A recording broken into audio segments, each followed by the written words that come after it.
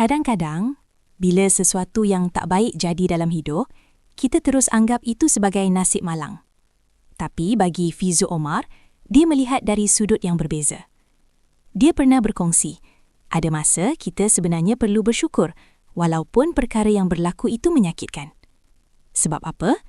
Sebab manusia mudah sangat selesa. Bila hidup tenang tanpa ujian, kita mula leka, mula rasa semuanya sudah cukup. Tapi bila ujian datang, di situlah kita mula tersedar. Kita mula cari jalan, kita mula baiki diri, kita mula fikir semula apa yang patut diubah. Menurut Fizo, orang yang berjaya bukan orang yang tak pernah jatuh, tapi orang yang tak pernah berhenti bangkit.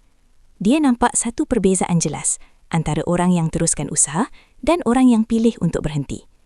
Ada yang bila gagal, terus kata, "Dahlah, aku tak nak buat lagi."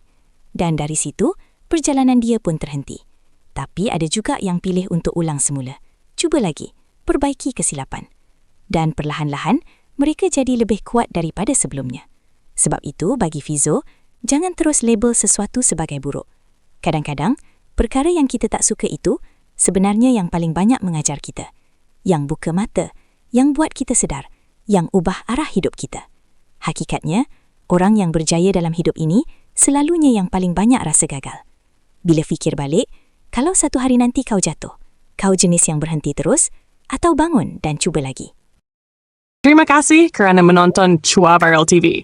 Jangan lupa like, komen dan subscribe untuk terus dapatkan update terkini tentang dunia hiburan Malaysia. Jumpa lagi di video seterusnya. Stay tuned untuk lebih banyak kisah sensasi.